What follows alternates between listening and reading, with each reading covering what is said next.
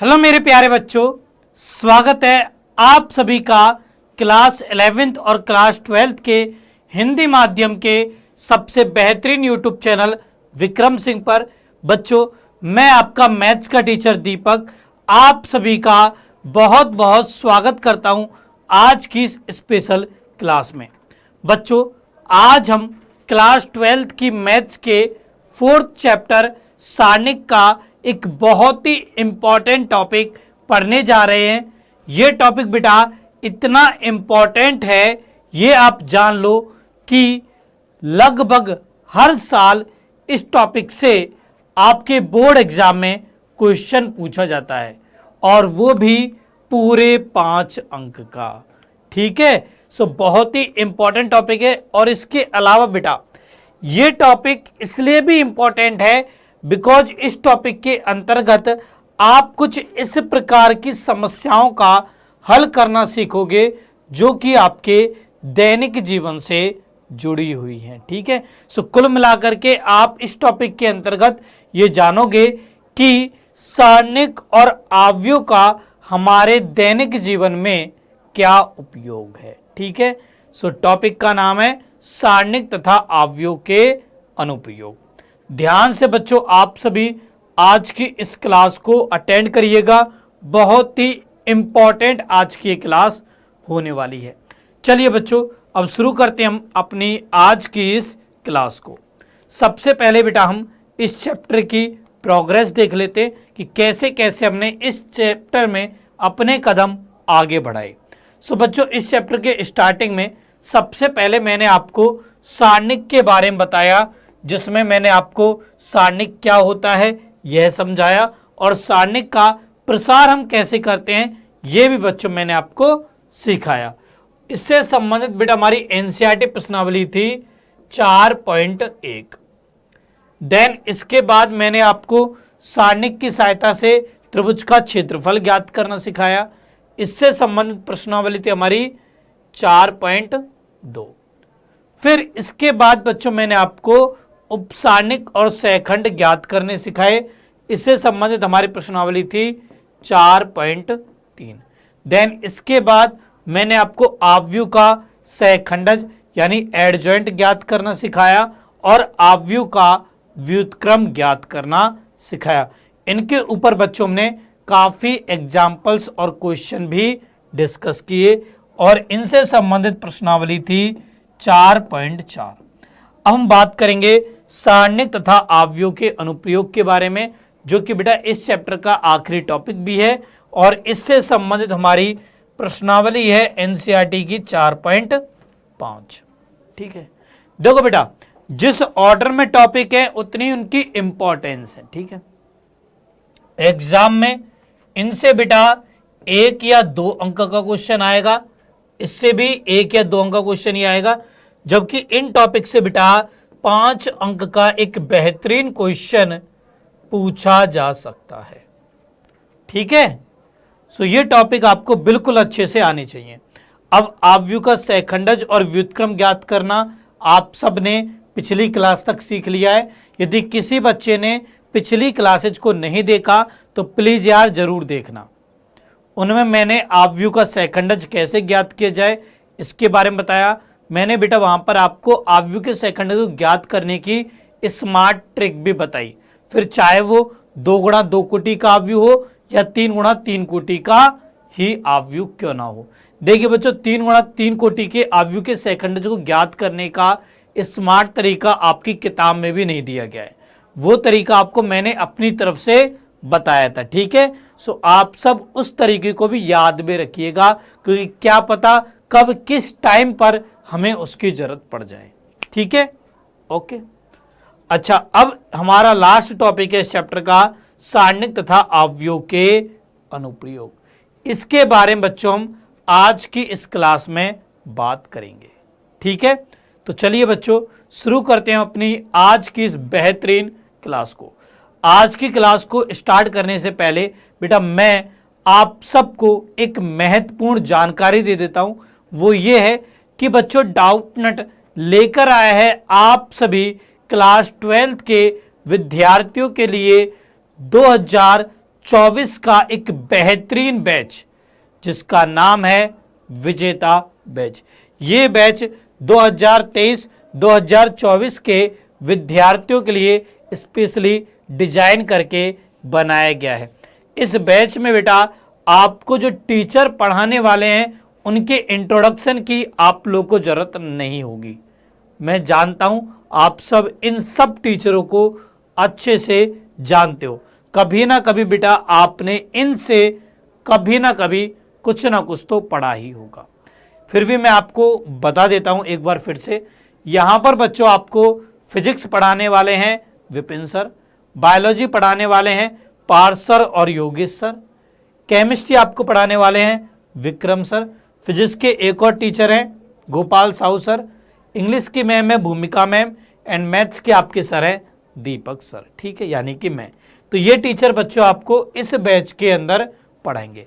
अब डाउटनेट बच्चों आपको इन टीचर्स के लेक्चर्स तो दे ही रहा है, वो भी डिटेल्ड लेक्चर्स, साथ में इनके आपको वन शॉट लेक्चर्स भी दे रहा है। इसके अलावा डाउटनेट आपको बेटा यहां पर बैकलॉग रिवीजन सीरीज की एक फैसिलिटी भी दे रहा है। इसके अलावा यहां पर आपको सुपर 20 पीडीएफ मिलेंगी और ऑब्जेक्टिव क्वेश्चंस के बेटा आपके टेस्ट होंगे, और भी काफी सारी चीजें आपको बच्चों इस बैच के अंदर मिलेंगी। तो यदि आप में से किसी बच्चे ने अभी तक इस बैच को ज्वाइन नहीं किया है, जल्दी से बेटा ज्वाइन कर ले। जल्दी से बच्चों आप सभी इस बैच को ज्वाइन कर लीजिए।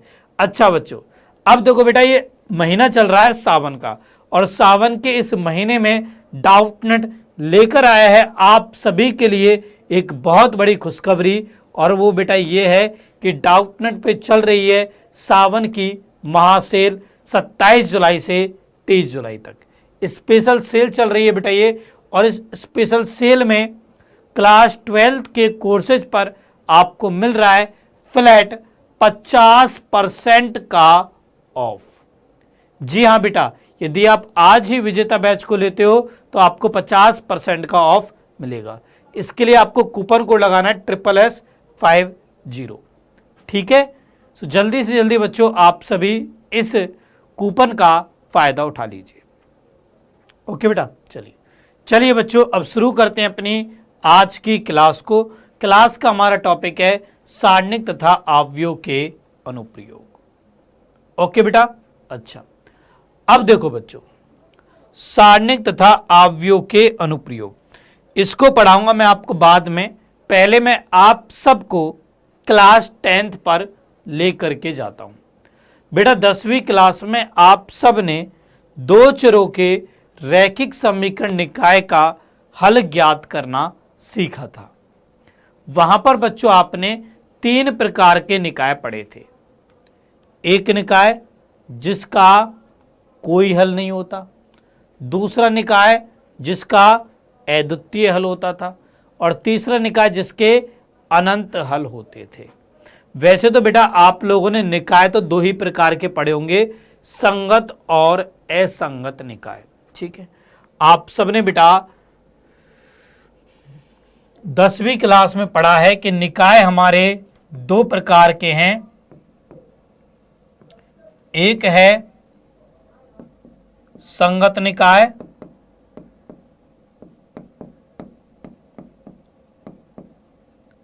और एक है असंगत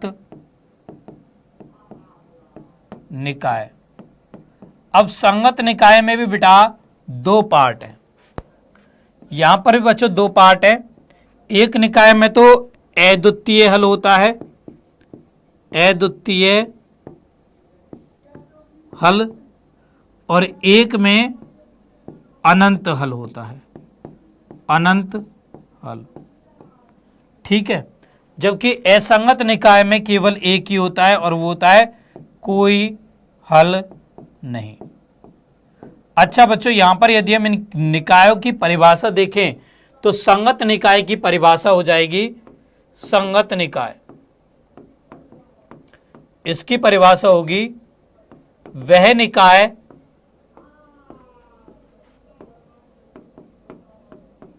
जिसके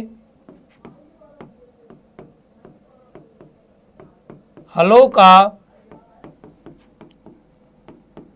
अस्तित्व हो, अब चाहे फिर वो अद्वितीय हो या अनंत हो, बस हल होने चाहिए, ठीक है। तो वह निकाय जिसके हलों का अस्तित्व हो संगत निकाय कहलाता है, संगत निकाय कहलाता है। और जिस निकाय के हलों का अस्तित्व ना हो वो होता है बेटा असंगत निकाय। सो असंगत निकाय वह निकाय होता है जिसके हलों का अस्तित्व नहीं होता। तो यहां पर आप परिभाषा लिखोगे, वह निकाय जिसके हलों का अस्तित्व ना हो, असंगत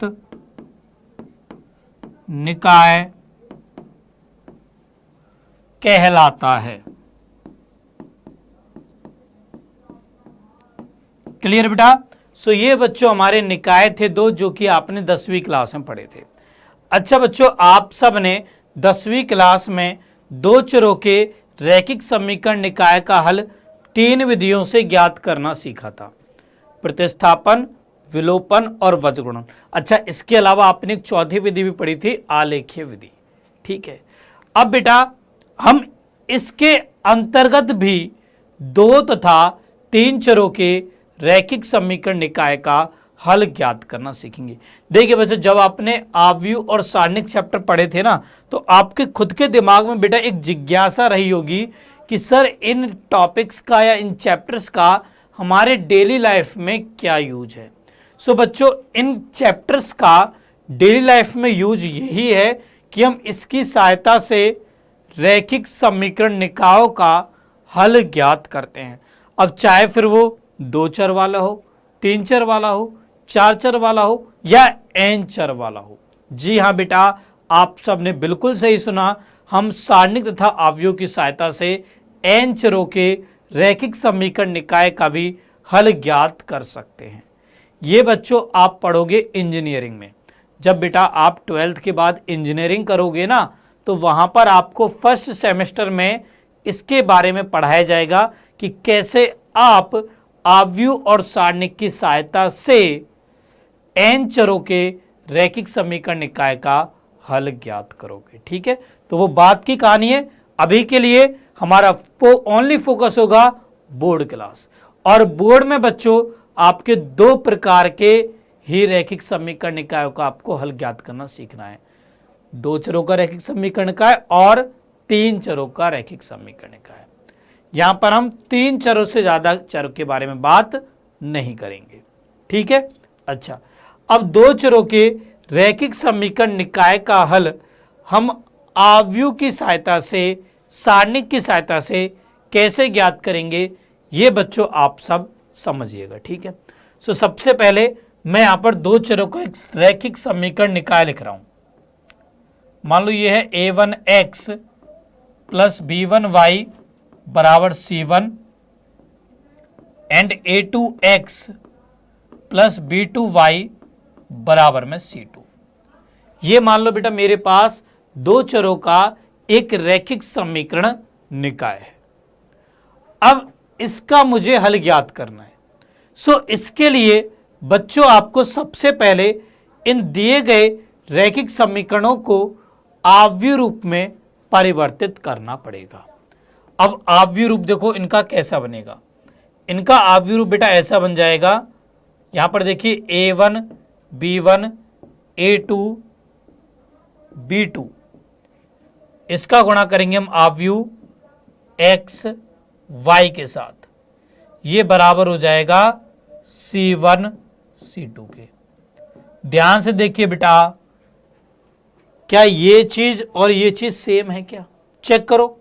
देखो ये हो गया a1x प्लस b1y, यहां हो गया a2x प्लस b2y बराबर c1 c2 हो जाएगा। मतलब मैंने इन 2 चरों के रैखिक समीकरण निकाय को इस तरीके से आव्यूह रूप में लिख दिया, ठीक है। अब यहां पर देखो जो बेटा ये पहला वाला आव्यूह है, ये चरों के गुणांकों का अवयव है। भाई a1 b1 a2 b2 क्या है, x और y के गुणांक। तो ये बेटा चरों के गुणांक का अवयव है, इसको हम लोग बोलते हैं बेटा गुणांक अवयव।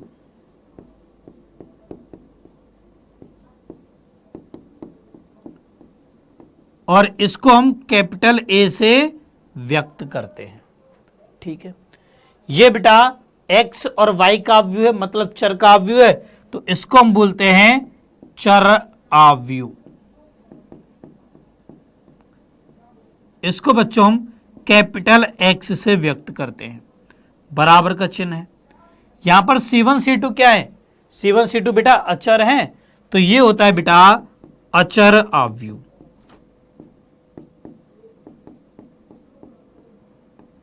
ठीक है, इसको बेटा हम b से व्यक्त करते हैं, मतलब मैं दो चरों के रैखिक समीकरण निकाय को ax बराबर b के रूप में लिख सकता हूं।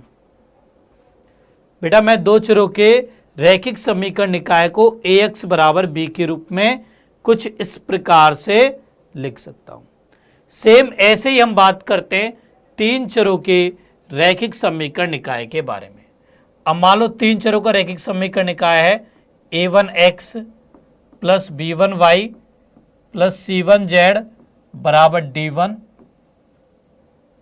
a2x plus b2y plus c2z बराबर d2, a3x plus b3y plus c3z बराबर में d3। अब बेटा हम इस दिए गए रैखिक समीकरण निकाय को आव्यूह रूप में परिवर्तित करते हैं। सो देखिए आव्यूह रूप इसका क्या बनेगा, ये बनेगा गुणांकों का आव्यूह a1 b1 c1 a2 b2 c2 a3 b3 c3। फिर इसके बाद चराव्यूह बनाएंगे, ये हो गया x y z। इसके बाद हम अचर अवयव बनाएंगे, सो ये हो जाएगा d1 d2 d3। ठीक है, सो इस तरीके से बच्चों मैंने इस दिए गए तीन चरों के रैखिक समीकरण निकाय को आव्यूह रूप में परिवर्तित कर दिया। अब यहां पर भी ये बेटा गुणांक आव्यूह है, तो इसको हम कैपिटल A से दर्शाते हैं। ये चर आव्यूह है, इसको हम x से दर्शाते हैं। ये अचर आव्यूह है, इसको हम बेटा b से दर्शाते हैं। सो इस तरीके से बच्चों हम दो तथा तीन चरों के रैखिक समीकरण निकाय को ax बराबर b के रूप में लिख सकते हैं। मुझे उम्मीद है कि यहां तक आप सभी को एकदम अच्छे से समझ में आ गया होगा। अब देखो हमारा मोटिव क्या है, हमारा मोटिव है चरों का मान ज्ञात करना।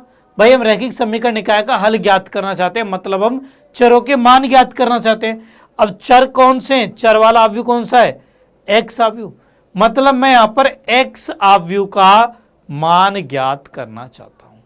ठीक है, अब देखिए बेटा हम x आव्यूह का मान कैसे ज्ञात करेंगे। तो यहां पर बच्चों हमने देखो समीकरण निकाय को ax बराबर b के रूप में लिख दिया। ठीक है, ax बराबर b के रूप में लिख दिया। अब यहां पर पहला केस हम बनाएंगे, केस नंबर 1। केस फर्स्ट बनेगा यदि a व्युत्क्रमणीय आव्यूह है, यदि a व्युत्क्रमणीय आव्यूह है। अब बेटा मैंने आप सबको पिछली क्लासेस में बताया कि कोई आव्यूह व्युत्क्रमणीय आव्यूह कब होता है, जब उसके सारणिक का मान नॉट इक्वल टू 0 हो। ठीक है, यदि a व्युत्क्रमणीय आव्यूह है अर्थात a के सारणिक का मान नॉट इक्वल टू 0 है। अब उस केस में देखो x कैसे ज्ञात करेंगे, उस केस में हम चरों के मान कैसे निकालेंगे। ठीक है, सो बेटा इस केस में हम यहां पर a इनवर्स का पूर्व गुणन करेंगे। ax बराबर b है, यहां पर हम a इनवर्स का पूर्व गुणन करेंगे, पूर्व गुणन करने पर पहले गुणा करेंगे बेटा, तो ये बनेगा ए इनवर्स ए एक्स बराबर ए इनवर्स बी। ठीक है, अब ए इनवर्स ए तो आई हो जाएगा, तो ये हो गया आई एक्स बराबर ए इनवर्स बी।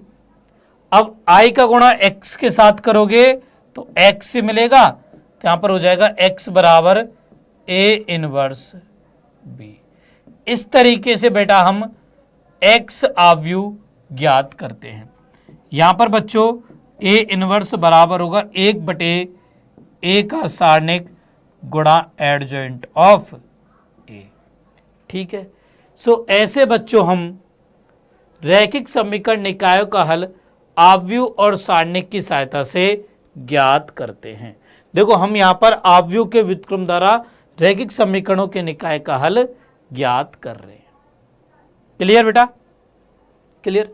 अच्छा, ये तो हमने बात करी जब ए व्युत्क्रमणीय आव्यूह है।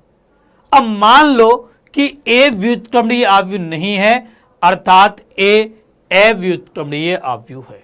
ठीक है, सो अब यहां पे लिखिए केस नंबर 2 कि ए अव्युत्क्रमणीय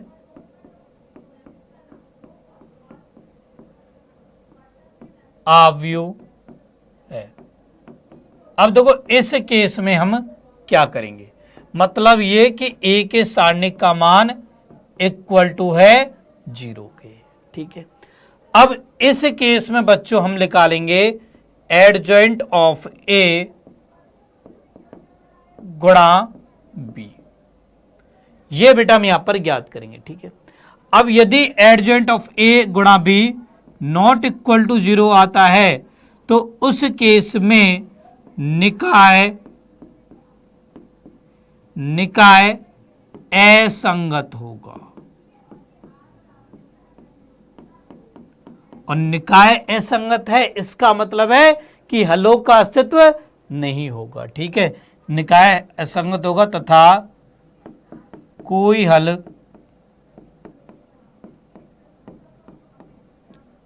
नहीं होगा। ठीक है, और यदि एडजॉइंट ऑफ ए गुणा बी बराबर हो जाए 0 के तो उस केस में निकाय संगत होगा।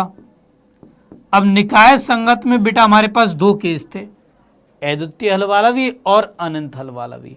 सो इस केस में बेटा अनंत हल होंगे तथा अनंत हल होंगे।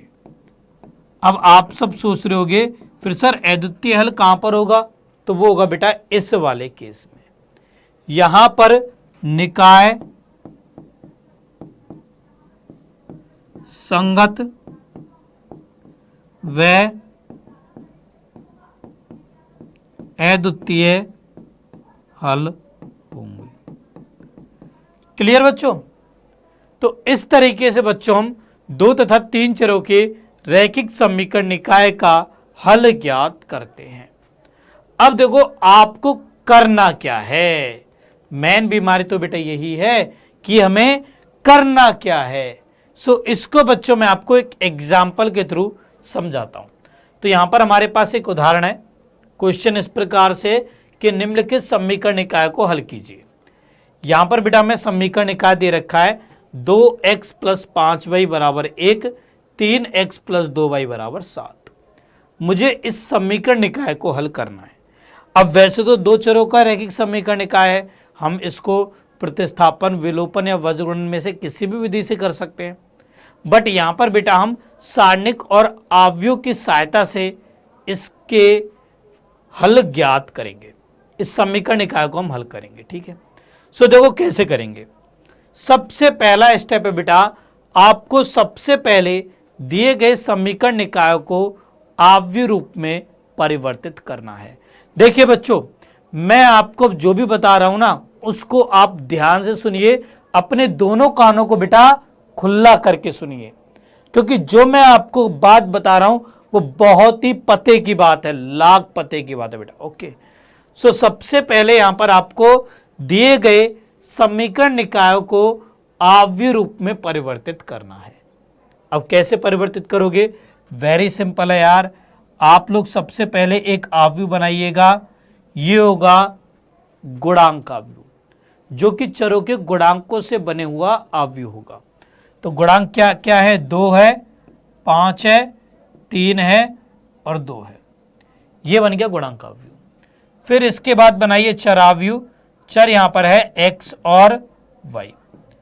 इसके बाद बराबर का चिन्ह लिखिए। अब बनाइए अचराव्यूह, वो यहां पर 1 और 7 है। क्रॉस चेक करना चाहो तो क्रॉस चेक भी आप कर सकते हो। भाई इन दोनों को गुणा करोगे तो 2x + 5y बनेगा, 3x + 2y बनेगा, बराबर 1 7 होगा। ठीक है, तो ये हमने क्रॉस चेक भी कर लिया। यहां पर बेटा ये बन गया a, ये बन गया x, ये बन गया b। ax बराबर b बच्चों यहां पर बन चुका है।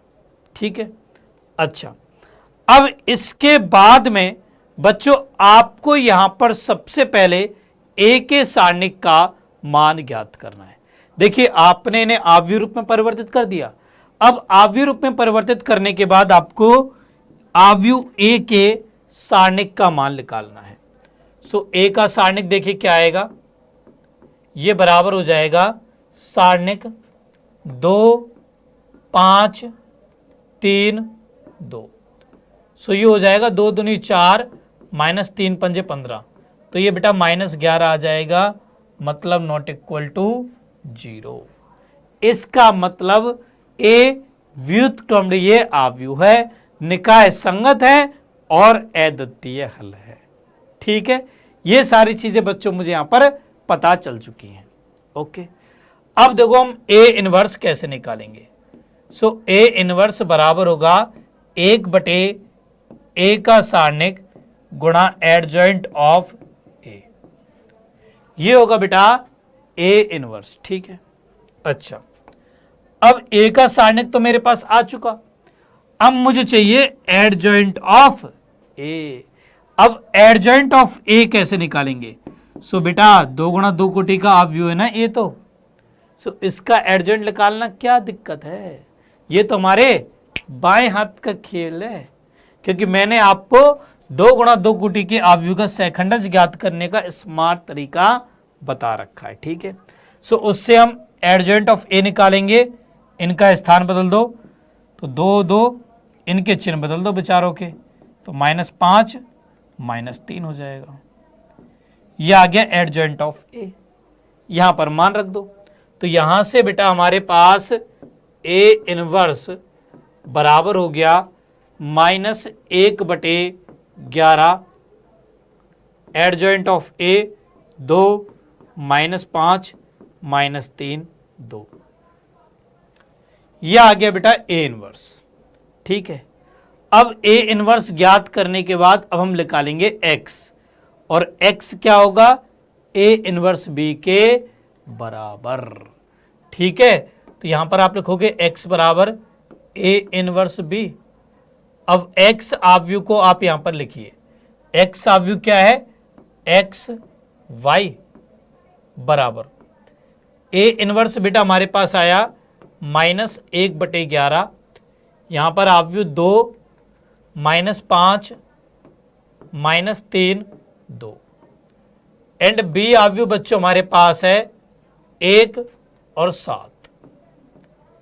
चलिए बेटा इसको हम आगे सॉल्व करते हैं। तो यहां से ये हो गया x, ये हो गया y बराबर -1/11। इन दोनों आव्यूह को गुणा करेंगे, 2 × 2, 2 में से 35 गए, -33। यहां -3 + के 14, तो ये हो गया -11। ठीक है, अब बेटा इसका अंदर गुणा करेंगे -1/11 का, तो ये बनेगा आव्यूह x y बराबर -1/11 के अंदर गुणा करेंगे तो ये हो गया 3, ये हो गया 1। ठीक है, इसके बाद बच्चों अब हम यहां पर करेंगे तुलना।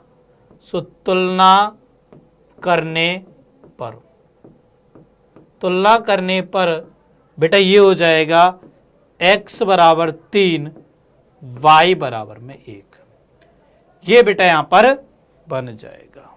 ओके, सो इस तरीके से बच्चों आपको इस क्वेश्चन को सॉल्व करना था। ऐसे बेटा हम आव्यूह के व्युत्क्रम द्वारा रैखिक समीकरणों के निकाय का हल ज्ञात करते हैं। यदि आपको यकीन नहीं है तो आप लोग बेटा प्रतिस्थापन, विलोपन या वज्रगुणन में से किसी भी एक विधि को लगा करके इसका हल ज्ञात कर सकते हो। चलो आप लोग क्यों ये मेहनत करें, खुद मैं ही बेटा ये मेहनत कर लेता हूं। देखो 2x प्लस 5y बराबर है 1 के एंड 3x प्लस 2y बराबर है 7 के। किससे करें, प्रतिस्थापन से, विलोपन से या वज्रगुणन से? चलो विलोपन से करते हैं। y को विलुप्त करते हैं तो यहां पर 2 का कर देते हैं गुणा, इधर 5 का कर देते हैं। तो क्या 4x प्लस 10y बराबर 2, यहाँ 5 का करेंगे 15x प्लस 10y बराबर 35। घटाइए, माइनस माइनस माइनस, माइनस के 11x बराबर माइनस 33, माइनस से माइनस गया, x का मान आ गया 3। x के मान 3 को किसी भी समीकरण रख दो तो 6 प्लस 5y बराबर 1, 5y बराबर माइनस 5, y का मान माइनस 1 आ जाएगा। अच्छा एक सेकेंड,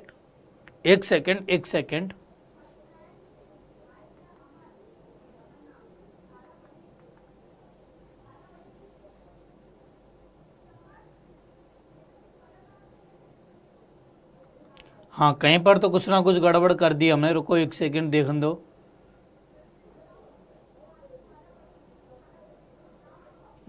दो माइनस 35 माइनस 3 प्लस, अच्छा प्लस का 11 है यहाँ पर बेटा, प्लस का 11 है, इसको सही कर लो। बड़ी आराम ने क्रॉस चेक भी कर लिया। ये माइनस 1 आएगा, यहाँ पर y का मान माइनस 1 होगा। ठीक है, देखो आपको भी यही काम करना है। x और y के जो मान आए ना उनको एक बार आप समीकरण में रख के देख लीजिएगा, ताकि आपको पता लग जाएगा कि आपने जो आंसर निकाला वो सही था या गलत था। ठीक है, क्लियर? तो ये हमारा आंसर हो जाएगा x बराबर 3, y बराबर माइनस का 1। क्लियर बेटा? देखो भाई आव्यूह विधि से भी हमारा यही आंसर आया और हमने प्रतिस्थापन विलोपन का प्रयोग करके किया तो भी हमारा आंसर यही आया। अब यहां पर सोच रहे होंगे आप लोग कि सर जब प्रतिस्थापन विलोपन से हम कर ही सकते हैं दो चरों के रैखिक समीकरण निकाय को हल, तो हम आव्यूह और सारणिक क्यों पढ़ रहे हैं? बेटा आव्यूह और सारणिक का उपयोग है ना, वैसे हम दो चरों के रैखिक समीकरण निकाय का हल ज्ञात करने के लिए बहुत कम लेते हैं। मेनली बच्चों हम आव्यूह और सारणिक की सहायता से 4 चरों के, 5 चरों के, 3 चरों के, 7 चरों के, 8 चरों के, n चरों के रैखिक समीकरण निकाय का हल ज्ञात करते हैं। ठीक है, ये तो केवल आपको समझाने के लिए कि भाई किस तरीके से हल ज्ञात करते हैं, इस वजह से बोर्ड वालों ने 2 चरों के रैखिक समीकरण निकाय यहाँ पर डाल रखे हैं।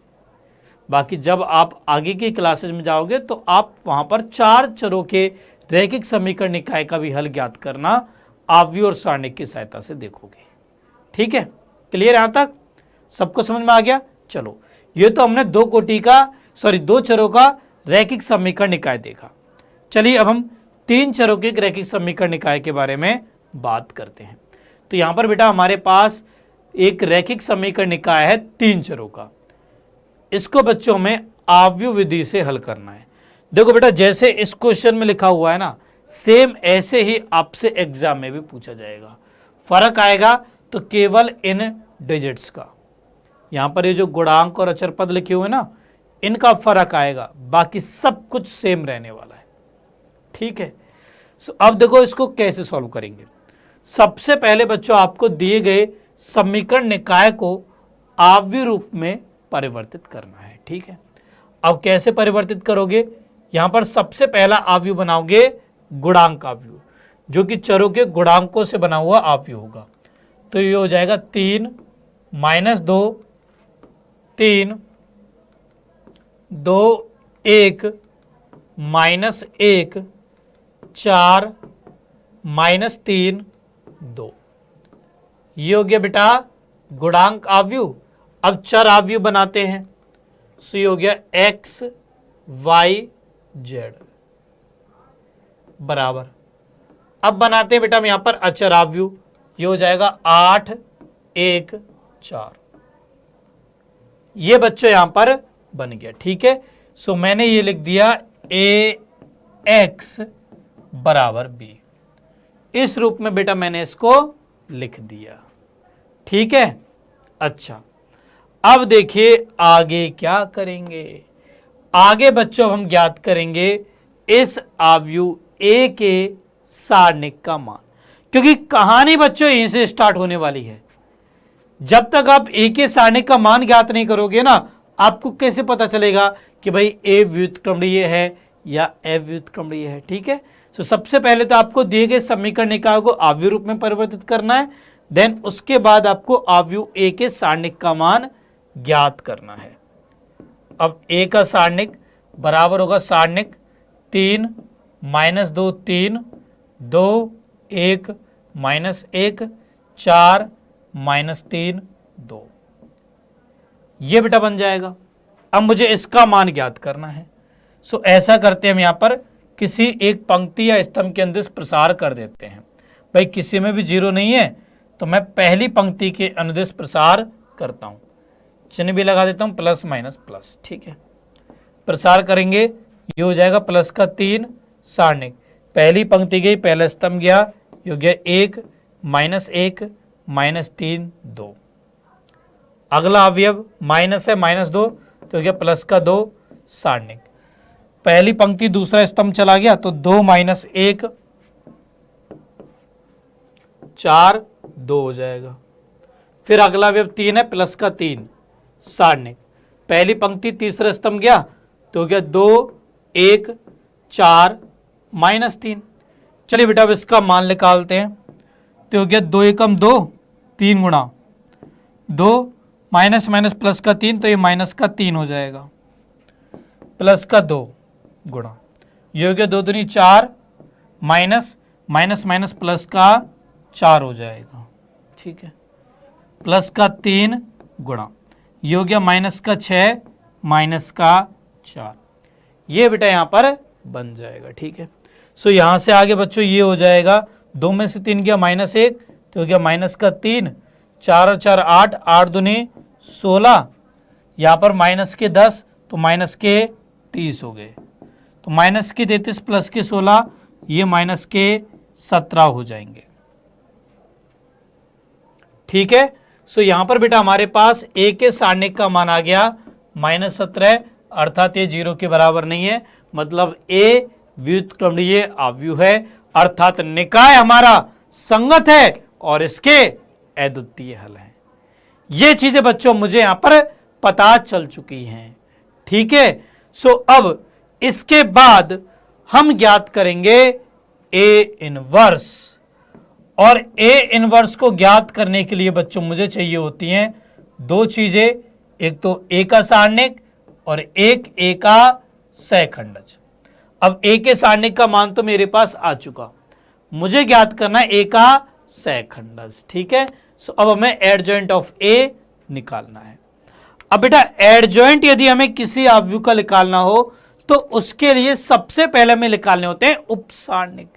देखिए बच्चों, इस टॉपिक में हमें पुराने टॉपिक्स का भी उपयोग करना है, इसी वजह से जब मैंने आपको उपसारणिक और सहखंड पढ़ाए थे ना, तब मैंने बोला था आप लोगों से कि इनका उपयोग आगे के हर टॉपिक्स में आपको देखने को मिलेगा, और देख लो यार सब में उपयोग हो रहा है इनका। ठीक है, चलिए अब यहां पर देखो, सबसे पहले हमें आव्यूह a है, आव्यूह a बेटा क्या है, आव्यूह a है 3 - 2 3, पहले आव्यूह a को लिखिए 2 1 -1 4 -3 2, ये बेटा आव्यूह a है।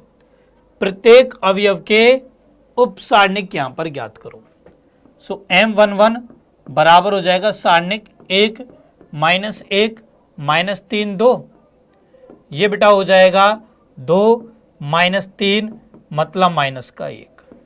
फिर M12 पहली पंक्ति दूसरे स्तंभ का उपसारणिक तो हो गया 2 -1 4 2, ये हो गया 4 + 4 मतलब कि 8, फिर M13, पहली पंक्ति तीसरे स्तंभ का उपसारणिक, तो हो गया 2 1 4 -3, ये हो गया -6 -4 यानी माइनस का 10।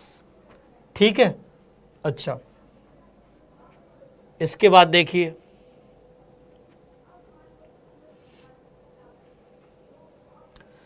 M21 निकालते हैं। अब दूसरी पंक्ति गई, पहला स्तंभ गया, बचा क्या? -2 3 -3 2।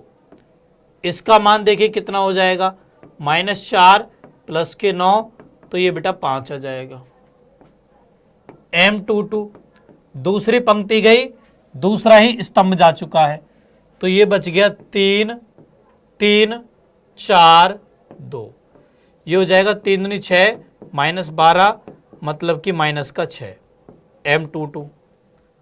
अब M23 देखिए, दूसरी पंक्ति गई, तीसरा स्तंभ गया, तो ये हो गया 3 -2 4 -3, तो ये हो जाएगा बेटा माइनस के 9 प्लस के 8, तो ये माइनस का 1 बन जाएगा M23। इसके बाद M31, बेटा तीसरी पंक्ति गई, पहला स्तंभ गया, ये हो गया -2 3 1 -1, ये हो जाएगा 2 -3 मतलब कि माइनस का 1। फिर M32 तीसरी पंक्ति गई, दूसरा स्तंभ चला गया, ये हो गया 3 3 2 -1। एक बार फिर से देख लेते हैं, तीसरी पंक्ति गई, दूसरा स्तंभ गया, 3 3 2 -1 बचेगा। ठीक है, तो ये हो गया -3 -6 मतलब माइनस का 9। M32 लास्ट M33, ये हो जाएगा सारणिक। अब की बार तीसरी पंक्ति गई, तीसरा स्तंभ गया, तो गया 3 -2 2 1, ये हमारे पास बनेगा 3 प्लस के 4 मतलब 7। सो ऐसे बच्चों हमारे पास प्रत्येक अवयव के उपसारणिक यहां पर आ चुके हैं। अब लिखेंगे बेटा हम सहखंड। सो देखो A11 हो जाएगा M11 के बराबर, ये हो जाएगा -1, A12 -M12 होगा, तो ये -8 हो गया, A13 M13 होगा, तो ये -10 हो जाएगा, A21 -M21 होगा, सो ये -5 हो जाएगा, A22 M22 होगा, ये -6 हो जाएगा, A23 -M23 होगा, ये 1 हो जाएगा, A31 M31 होगा, ये -1 हो जाएगा, A32 -M32 होगा, ये 9 हो जाएगा, एंड लास्ट A33 M33 होगा, ये 7 हो जाएगा। तो ये बेटा हमारे पास प्रत्येक अवयव के सहखंड आ गए। अब यहां से लिखेंगे बच्चों हम adjoint A. So adjoint A होगा इन सहखंडों से बने अवयव का परिवर्त। सो ये बेटा डायरेक्टली ये हो जाएगा -1 -8 -10 -5 -6 1 -1 9 7, ये बेटा एडजॉइंट ए आ जाएगा। ठीक है, क्लियर। अच्छा, अब निकालेंगे यहां से A inverse. So A inverse बराबर होगा 1/a का सारणिक, तो क्या -1/17, क्योंकि a के सारणिक का मान -17 था, गुणा एडजॉइंट ए, तो क्या -1 -5 -1 -8 -6 9 -10 1 7। ऐसा करते हैं, 1/17 को तो बाहर रहने देते हैं, -1 का अंदर गुणा कर देते हैं, तो क्या 1/17 अवयव 1 5 1 8 6 -9 10 -1 -7, ये बेटा ए इनवर्स आ जाएगा। अब हमें क्या ज्ञात करना है? एक्स। अब एक्स बराबर होगा ए इनवर्स बी के। बेटा एक्स अवयव यहां पर क्या है? XYZ। ए इनवर्स अभी निकल के आया 1/17 गुणा 1 5 1 8 6 -9 10 -1 -7। और बी आव्यू क्या है बच्चों हमारे पास? बी आव्यू बेटा है 8 1 4। बस अब तो बस हमें आव्यू को गुणा करना है। सो ये बनेगा यहां पर x y z बराबर 1/17। करिए भाई गुणा। तो 8 5 13 और 4 17 हो जाएगा। 64 और 6 70, 70 में से 36 गए तो 34 बचेगा। यहाँ 80, 80 में से 1 गए 79, 79 में से 28 गए तो 51 बचेगा। 1/17 के अंदर गुणा करोगे तो यहाँ 1 2 3 बच जाएगा। इसके बाद यहां पर आपको तुलना करनी है। सो तुलना करने पर x का मान 1, y का मान 2 और z का मान 3 आ जाएगा। तो ये बच्चों हमारे इस 3 चरों के रैखिक समीकरण निकाय का हल होगा। क्रॉस चेक करना चाहो क्रॉस चेक कर सकते हो। x की जगह 1, y की जगह 2, z की जगह 3 रख के देख सकते हो। तो 3 और 9 12, 12 में से 4 गए तो 8 बच गया। 2 2 4, 4 में से 3 गए तो 1 बच गया। यहां पर 4 और 6 10, 10 में से 6 गए तो 4 बच गया। हमने क्रॉस चेक करके भी देख लिया। क्लियर? सो इस तरीके से बच्चों आपको 3 चरों के रैखिक समीकरण निकाय का आव्यूह विधि से हल ज्ञात करना है। ठीक है, तो दो तो बेटा इस टाइप के क्वेश्चन इस टॉपिक से बन सकते हैं। इसके अलावा और कैसे क्वेश्चन बन सकते हैं चलिए और देखते हैं। बेटा यहां पर जो सबसे प्रसिद्ध क्वेश्चन होता है ना वो होता है आपकी डेली लाइफ से जुड़ा हुआ क्वेश्चन, भाषा संबंधी क्वेश्चन। ठीक है, सो यहां पर एक क्वेश्चन है कि 3 संख्याओं का योग 6 है। देखिए बच्चों आपने भाषा संबंधी काफी क्वेश्चन 10वीं क्लास में भी किए होंगे। वहां पर आपको दी गई भाषा को समीकरण निकाय में परिवर्तित करना अच्छे से सिखाया गया होगा। यहां पर भी बेटा हम सेम वही काम करेंगे। ठीक है, सो पहले क्वेश्चन को आपको ध्यान से पढ़ना है। क्वेश्चन है 3 संख्याओं का योग 6 है। यदि हम तीसरी संख्या को 3 से गुणा करके दूसरी संख्या में जोड़ दें तो हमें 11 प्राप्त होता है। पहली और तीसरी संख्या को जोड़ने पर हमें दूसरी संख्या को दोगुना प्राप्त होता है। इसका हमें बीजगणितीय निरूपण करना है और आव्यूह विधि से हल ज्ञात करने हैं। ठीक है, अब मान लो बेटा कि हमारे पास में 3 संख्याएं x, y और z है। ये बेटा मैंने यहां पर मान ली। ठीक है बेटा, मैंने यहां पर मान लिया कि 3 संख्याएं x, y और z हैं।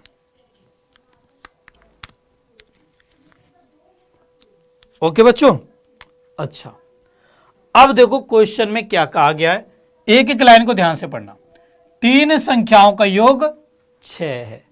जो लाइन पढ़ते जा रहा हो ना उसके नीचे अंडरलाइन भी बनाते रहो। ये बेटा जब मैं पढ़ता था ना तब मेरे गुरुजन ने मुझे बताई थी। ठीक है, सो आप भी यही काम करिए। जो जो लाइन आप पढ़ते जा रहे हो उसके नीचे अंडरलाइन लगाते जाइए। ठीक है, तो 3 संख्याओं का योग 6 है तो इन तीनों का योग हो गया 6। So x plus y plus z बराबर यहां पर 6 है।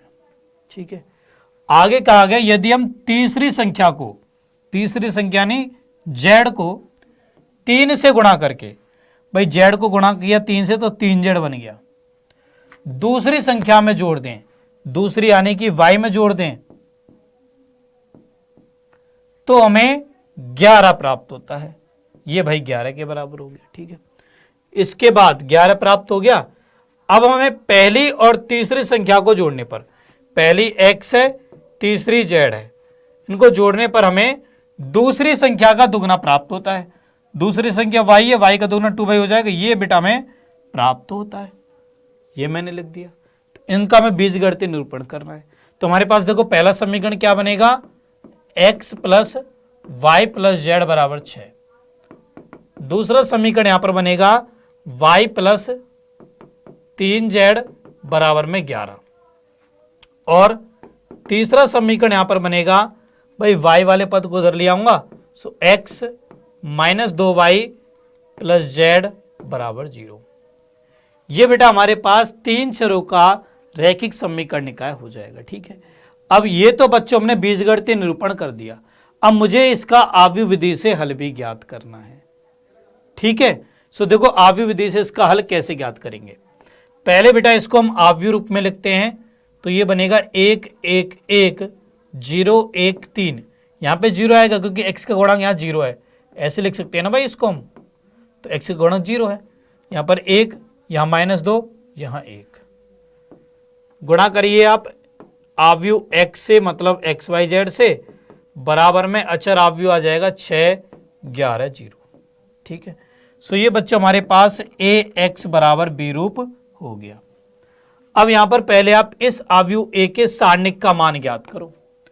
सो a का सारणिक बराबर हो जाएगा सारणिक 1 1 1 0 1 3 1 -2 1, ये बेटा बन जाएगा।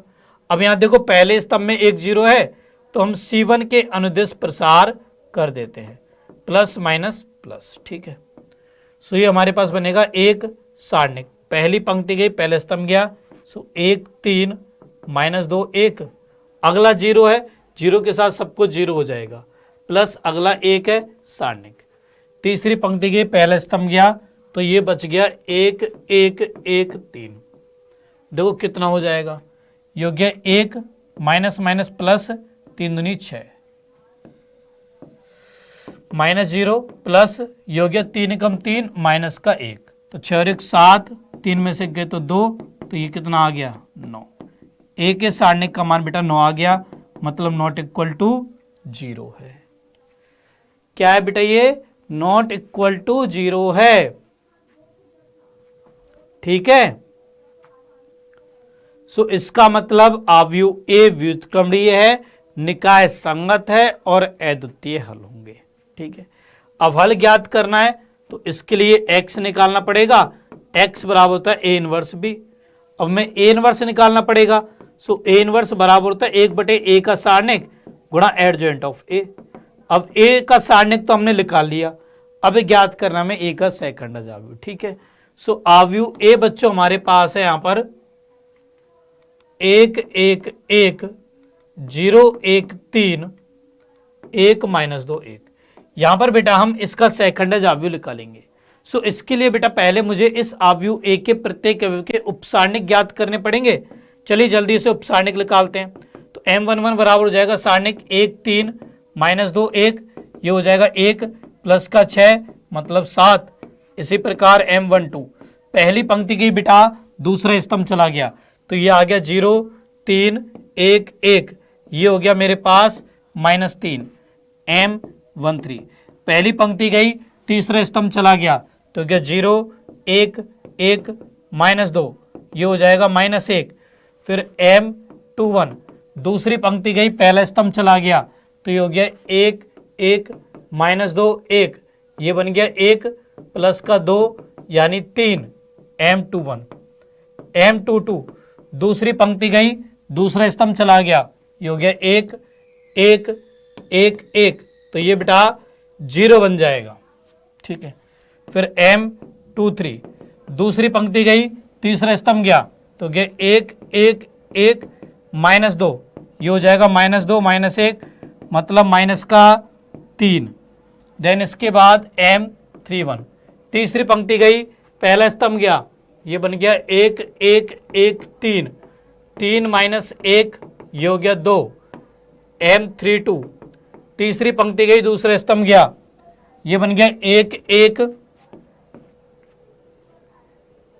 0 3, ये बेटा 3 बन जाएगा m32। फिर m33 तीसरी पंक्ति गई बेटा, तीसरा स्तंभ चला गया, तो ये हो गया 1 1 0 1, तो ये हमारे पास 1 बन जाएगा। ये मेरे पास प्रत्येक अवयव के उपसारणिक आ गए। अब यहाँ पर निकालेंगे हम सेकंड। तो यहाँ पर देखो a11 क्या होगा, m11 के बराबर, ये 7 हो जाएगा। a12 माइनस m12 होगा, ये 3 बन जाएगा। a13 m13 होगा, ये -1 हो जाएगा। a21 minus m12 minus m21 होगा, तो ये -3 हो जाएगा। a22 m22 होगा, ये 0 हो जाएगा। A23 माइनस M23 होगा, ये 3 हो जाएगा। A31 M31 होगा, ये बेटा 2 हो जाएगा। A32 माइनस M32 होगा, माइनस 3 हो जाएगा। A33 M33 होगा, ये 1 बन जाएगा। तो प्रत्येक अवयव के हमारे पास सहखंड आ गए। अब यहां से लिखेंगे बेटा हम एडजॉइंट ऑफ ए। सो ये बनेगा 7 3 माइनस 1 माइनस 3 0 3 2 माइनस 3 1। ये बन गया बेटा एडजॉइंट ऑफ ए। यहां से देखिए ए इनवर्स बराबर हो जाएगा 1/, ए के सारणिक का मान कितना है बेटा 9। एडजॉइंट ऑफ ए आ गया 7 माइनस 3 2 3 0 माइनस 3 माइनस 1 3 1। तो ये बच्चों हमारे पास ए इनवर्स आ चुका है। ठीक है, अब देखो बेटा x बराबर होता है ए इनवर्स बी के, x आव्यू है x y z। A inverse आया 1/9 गुणा आव्यू 7 माइनस 3 2 3 0 माइनस 3 माइनस 1 3 1। इसका गुणा करना है बेटा हमें बी आव्यू के साथ, और बच्चों यहां पर बी आव्यू है 6 11 0। चलिए भाई गुणा करते हैं। सो ये बनेगा x y z बराबर 1/9। इन दोनों आव्यों को गुणा करेंगे, 7 6 42, 42 में से 33 गए तो 9 बचेंगे। यहाँ 6 18 0 0 18 हो जाएगा। यहाँ -6 33 प्लस के 27, 1/9 का अंदर गुणा करोगे तो ये बनेगा x y z बराबर 1 2 3। ठीक है, सो यहां से बेटा तुलना करने पर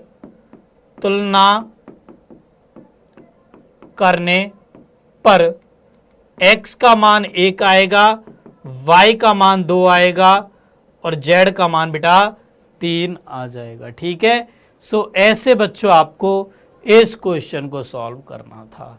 ये बेटा हमारे पास इस प्रॉब्लम का सॉल्यूशन आ गया। क्लियर, ऐसे बेटा आपको ये प्रश्न सॉल्व करने हैं। ओके, तो ये 3 प्रकार के प्रश्न हो गए। एक चौथे टाइप के क्वेश्चन बेटा यहां पर और बनता है, वो बेटा कुछ इस प्रकार से है। यहां पर बच्चों अब एनसीईआरटी प्रश्नावली 4.5 के हम प्रश्न क्रमांक 3 के बारे में बात करते हैं। यहां पर आपको निकाय का संगत अथवा असंगत के रूप में वर्गीकरण करना है, साथ में मैं ये कहूंगा कि आपको इसका हल भी ज्ञात करना है, यदि हलों का अस्तित्व है तो। ठीक है, अच्छा अब यहां पर देखो बेटा हमें 2 चरों का समीकरण निकाय दे रखा है। ठीक है, सो सबसे पहले बच्चों में से आव्यूह रूप में परिवर्तित करेंगे। बेटा आव्यूह रूप यहां पर बनेगा 1 3 2 6 गुणा x y बराबर में 5 8। ये बेटा यहां पर बन जाएगा। ठीक है, ए एक्स बराबर बी बच्चों यहां पर हो जाएगा। ओके बेटा, अच्छा अब यहां पर बच्चों सबसे पहले हम ए के सारणिक का मान ज्ञात करेंगे। सो ए का सारणिक आएगा, सारणिक 1 3 2 6, मतलब 6 माइनस 6 क्या आ गया 0 के बराबर।